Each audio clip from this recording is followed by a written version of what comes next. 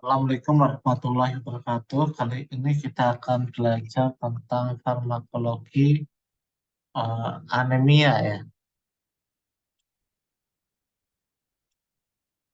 Farmakologi anemia. Anemia itu merupakan suatu keadaan di mana jumlah sel darah merah, kemudian secara kuantitas Hb dan volume pada sel darah merah atau hematokritnya itu kurang dari keadaan normal.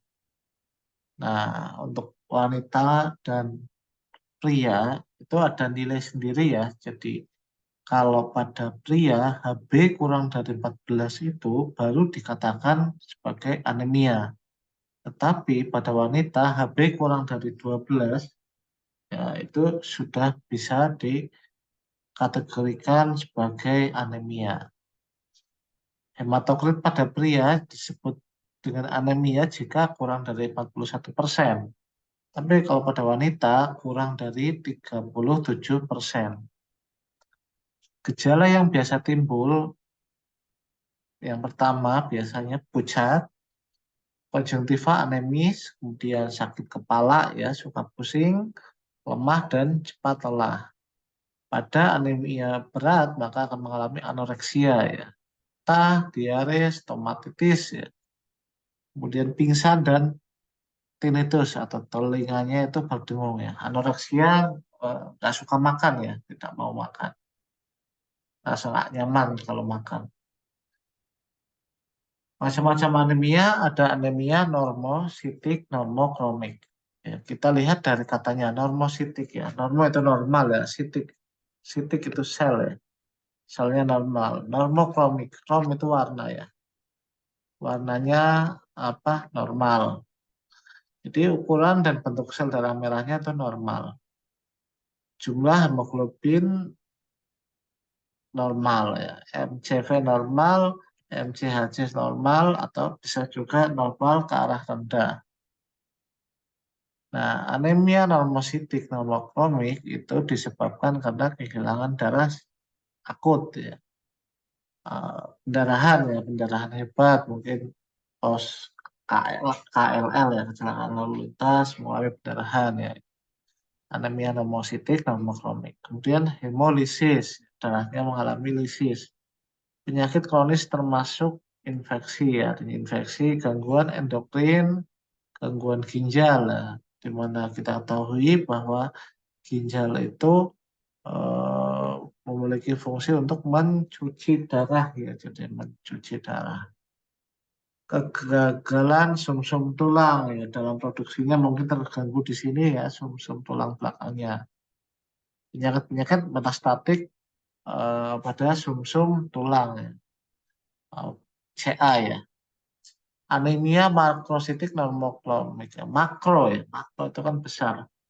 Ukuran sel darah merahnya lebih besar dari normal ya.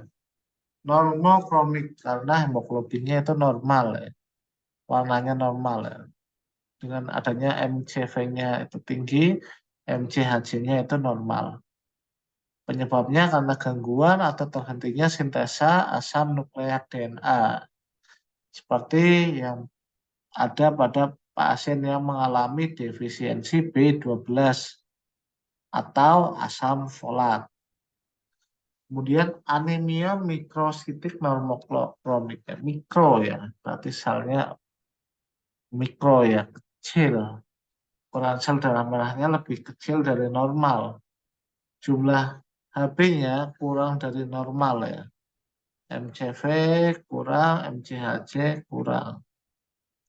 Hal ini umumnya menggambarkan insufisiensi sintesa pada HEM atau besi, pada anemia defisiensi besi dan keadaan sideroblastik, ataupun pada kondisi kehilangan darah secara kronis ya, jangka panjang, atau bisa juga karena gangguan sintesa globin seperti pada orang yang terkena talasemia.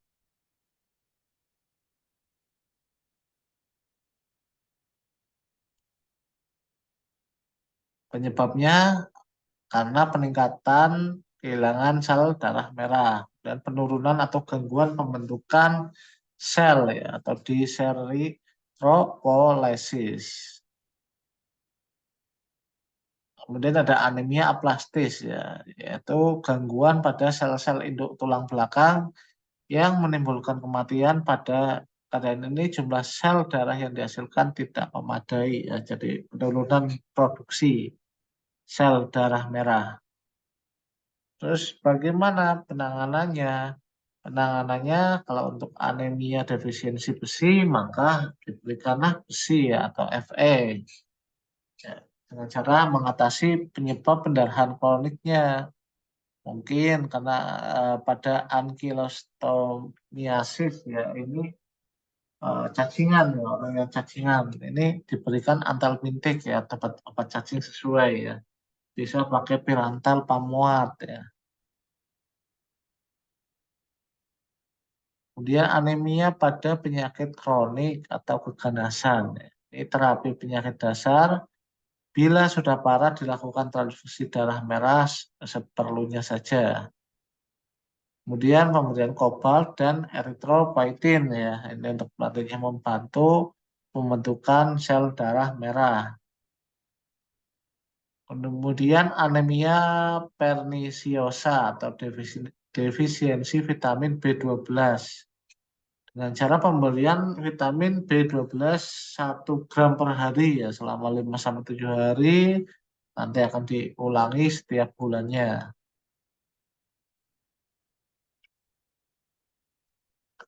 Selanjutnya anemia karena pendarahan ya, mungkin bisa karena pendarahan akut, maka dilakukan pengatasan pada pendarahan ya, penyebab pendarahannya, mengatasi renjatan dengan transfusi darah atau pemberian cairan per infus, kemudian pendarahan kronis, mengobati sebab pendarahan dan memberikan preparat Fe.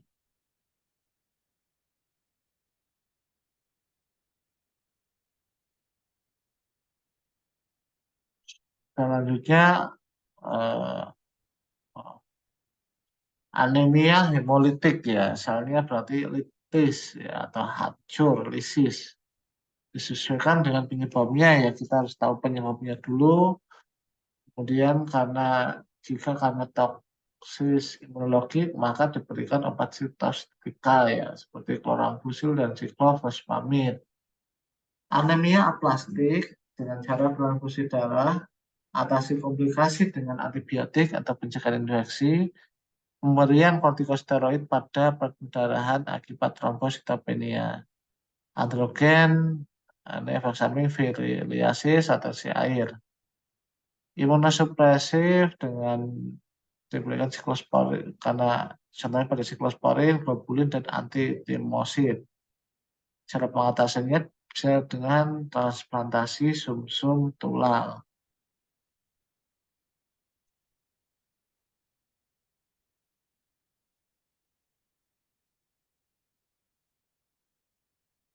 Ya, sekian.